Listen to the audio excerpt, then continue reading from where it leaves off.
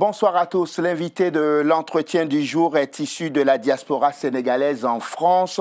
Il fait partie de ces fils du continent devenus chantres du panafricanisme. Il est le président de l'association États-Unis d'Afrique. Diafara Boubacar Saro, bonsoir. Bonsoir. Merci d'avoir accepté notre invitation.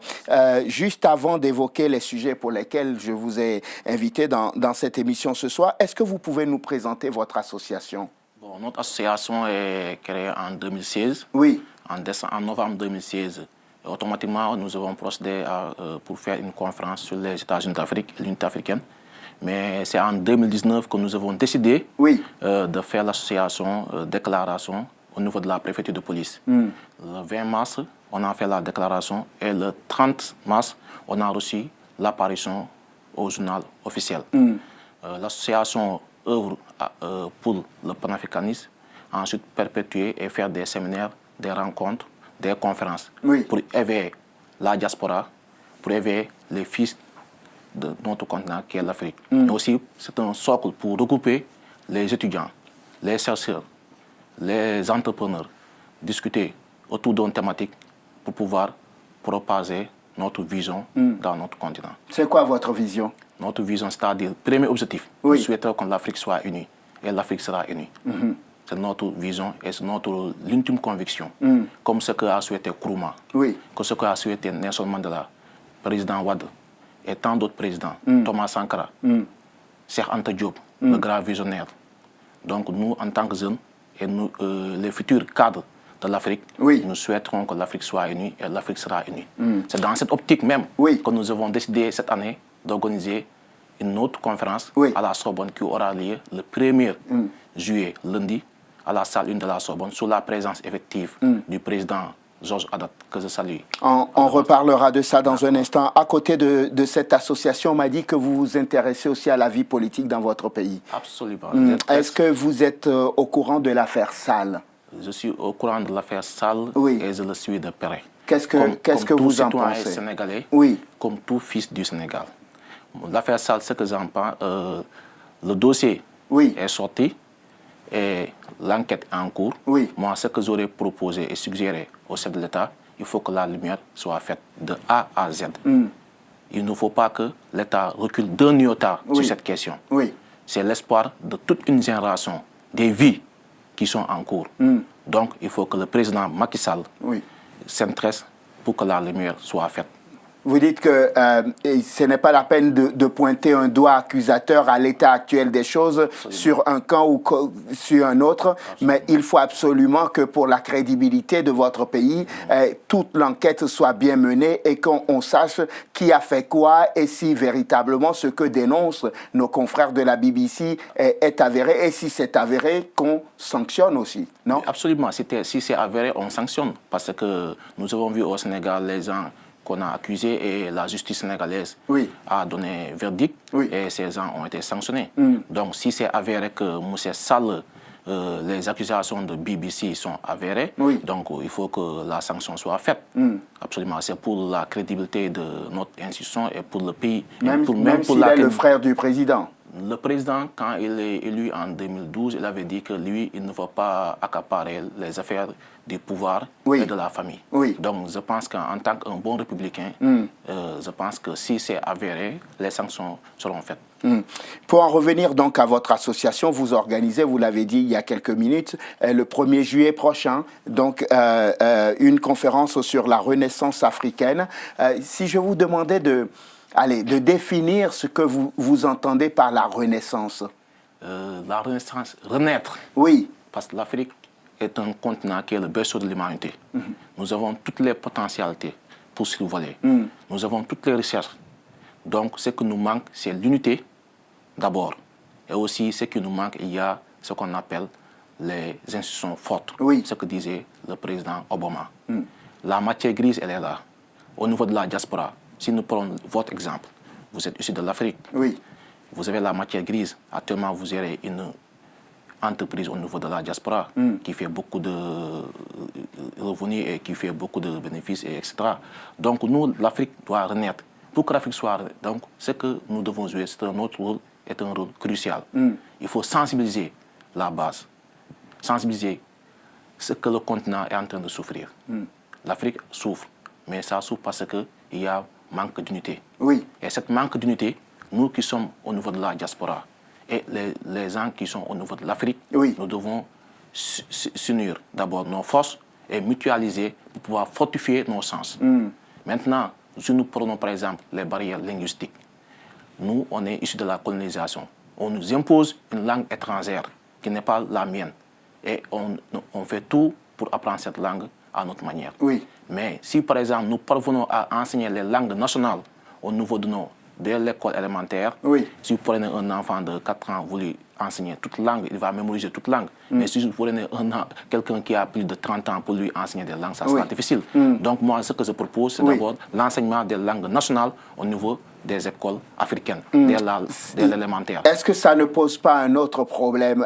Imaginons que nous ayons 2 enfants, l'un issu du Sénégal, donc à Dakar, qui parle le Wolof, et un autre qui est au Mali, juste au voisin, et qui parle Bambara. Et vous dites, il faut donc qu'on enseigne ces langues aux enfants dès le jeune âge. Comment on fait ensuite pour se parler, alors que vous prônez dans le même temps l'unité? Est-ce qu'il n'y a pas un problème? Non, il n'y aura pas de problème. Il y a ce qu'on appelle concordance du moins. Oui. Et je ne voudrais pas qu'il y ait des déperditions, c'est-à-dire des pertes de valeur. Oui. Quelqu'un qui est né au Mali ou bien au Ghana, et quelqu'un qui est né au Sénégal, il faudrait qu'il y ait une langue unique. C'est-à-dire nos gouvernants doivent se réunir pour voir quelle est la méthode la plus appropriée pour mettre sur table, pour qu'on dise que maintenant en Afrique, voici la langue que nous devons enseigner, et la langue unique, où partout où nous puissions aller, on est fiers de parler notre langue. Ça va arriver dans un siècle, ça? Non, moi je suis optimiste. Je pense que si nous y mettons dès maintenant, oui. Je pense que dans 50 ans, 63 ans, c'est possible. Ce rêve sera une réalité. Quand on parle de renaissance, ça veut dire soit que la chose est morte, ou soit la chose a presque disparu, n'est-ce pas? Est-ce que vous considérez que l'Afrique est morte, en fait? Non, je ne considère pas que l'Afrique est morte. Mais l'Afrique souffre certains dirigeants. L'Afrique souffre de ses dirigeants. Pas tous les dirigeants. Là, actuellement, on ne voit pas un Kwame Nkrumah. C'est rare de voir un Kwame Nkrumah en Afrique, qui a libéré le Ghana et qui est devenu président après les indépendances. Oui. Donc, on ne voit pas un Thomas Sankara actuellement en Afrique, qui a libéré Burkina Faso, le Burkina, et qui s'est lancé dans cette Haute-Volta, et c'est ça qui fait pour donner Burkina Faso, la terre des hommes intègres. On ne voit pas un Cheikh Anta Diop actuellement. On ne voit pas tant d'autres. Donc, je pense que si nous prenons référence ce sont nos idoles. Si par exemple les gens qui sont à l'élémentaire, à l'école, à l'université, on les explique l'histoire de Thomas Sankara, l'histoire de Cheikh Anta Diop, Thomas Sankara et Kwame Nkrumah, je pense qu'ils seront des références. Et dans ce cas, bon, à force d'être nos références, donc je pense que l'Afrique va renaître.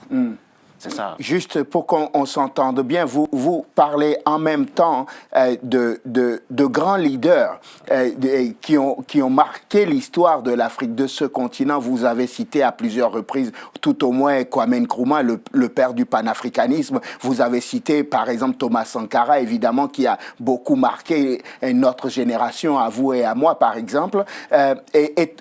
Parallèlement, vous dites, il faut que nous ayons des institutions fortes. Quel choix faites-vous? Vous faites le choix des hommes forts ou des institutions fortes? J'ai mis sur les deux. Les hommes forts et les institutions fortes. Si on a les institutions fortes, si on n'a pas des hommes forts, donc les institutions ne marcheront jamais, nulle part.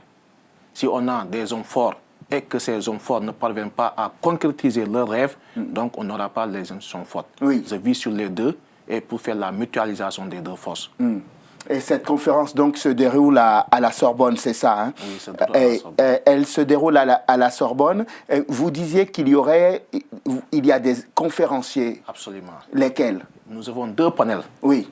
Le premier panel, il y a des jeunes leaders africains qui sont issus de la diaspora, qui ont des expériences et qui ont fait leurs preuves. Bon, ils vont faire le premier panel, ils vont parler le rôle de la jeunesse pour la renaissance africaine. Oui. Le second panel, avant le second panel, il y aura une projection de film sur la vie de Thomas Sankara, Marcus Garvey, Kwame Nkrumah, Cheikh Anta Diop. Pour montrer à la salle et pour montrer aux invités, voici les véritables références.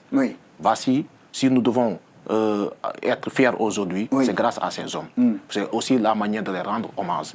Parce qu'on a tendance, les gens, ils ne sont pas dans les oubliettes. Oui. Mais il faudrait qu'à chaque fois qu'on parle d'eux, il faut réveiller leur mémoire. Il faut réveiller leur mémoire. Nous devons être reconnaissants envers eux. Et enfin, il y aura le second panel qui sera animé par le docteur Cheikh Tidiane Gadio, qui était ancien ministre des Affaires du Sénégal, actuellement qui est le président de l'Institut panafricain de stratégie. Il sera accompagné de Moussa Seck qui va parler aussi du rôle de l'agriculture pour la renaissance africaine.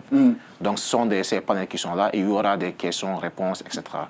Quand vous parlez du rôle de l'agriculture dans la renaissance africaine, peut-être que ceux qui nous suivent ne comprennent pas très bien comment l'agriculture peut participer à la renaissance d'un continent. Absolument. Vous savez que pour qu'un pays soit développé, il faut qu'il y ait une bonne agriculture. L'agriculture, c'est le moteur de développement pour un pays, pour un continent. Actuellement, nous avons vu que la Chine, la Corée du Nord, la Corée du Sud, en 1956, le PNB de la Corée du Sud, si on comparait ça au Sénégal, c'était, par exemple, inférieur à beaucoup de pays en Afrique. Donc, ils sont survolés grâce à l'agriculture. Si nous parlons, par exemple, aux États-Unis, même en France, partez en Bretagne, partez à la Bourgogne, tout ça, donc c'est l'agriculture qui a fait que ces pays sont développés.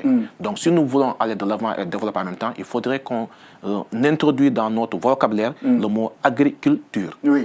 Et aussi associé à la culture africaine.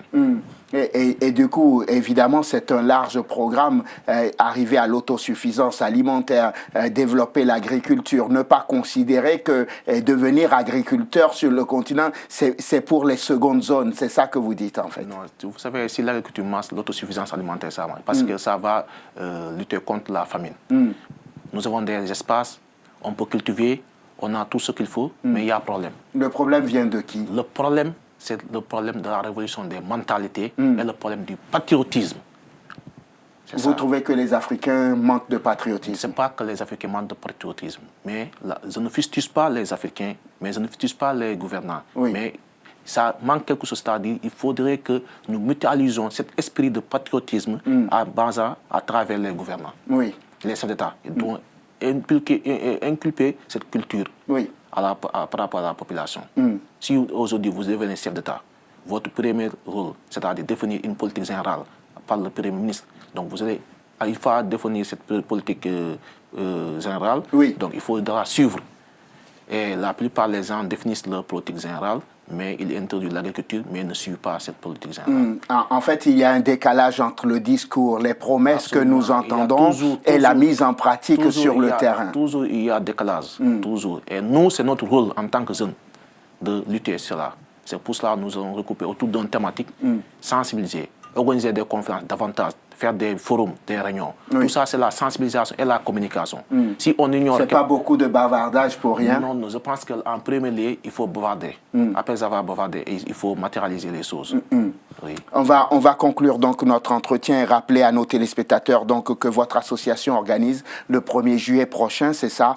Où ça se déroule déjà? À la Sorbonne. Panthéon. À la Sorbonne. Si je ne connais pas la Sorbonne, comment je fais pour m'y rendre ce jour-là? À la Sorbonne Panthéon, à la salle 1. Vous descendez au RERB Luxembourg, ou bien vous prenez le métro Kounou-la Sorbonne, et vous descendez 12 places de Panthéon, et c'est la salle 1.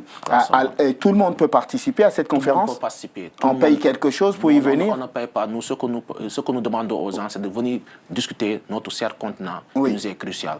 C'est ça la quote-part de tout un chacun. Voilà. Vous pouvez nous rappeler les noms des conférenciers qui arrivent ce jour-là? Il y a le docteur Cheikh Tidiane Gadio, qui est le conférencier, accompagné de son ami professeur Moussa Seck. Ensuite, il y a le premier panel, les jeunes africains, des leaders africains que je peux citer. Il y a Abdou Fleur, il y aura Alfred Saodogo, il y aura Ahmed Barkay, qui est le président des étudiants de Sciences Po. Il y a Mademoiselle Djiba Diallo, qui est la coordinatrice de l'Afrique Débat. Les modérateurs, c'est Baba Dem et Ousmane Bokar Diallo, président d'honneur de FESEF. Donc deux panels. D'abord un panel sur la jeunesse et un deuxième de film qui sera fait par deux étudiants. Et ensuite, après, il y aura le deuxième panel. Très bien. Diafara Boubacar Saro, merci. Merci beaucoup, monsieur. Président de l'Association États-Unis d'Afrique. Le 1er juillet, donc, prochain, vous organisez une conférence sur la Renaissance africaine à l'Université Panthéon-Sorbonne, c'est ça? Merci infiniment d'être venu dans l'entretien du jour. Merci à vous de nous avoir suivis. Je vous souhaite de passer une excellente suite de programmes, évidemment, sur Télésud. On se retrouve demain pour un nouveau numéro de l'entretien du jour. D'ici là, portez-vous bien. À demain.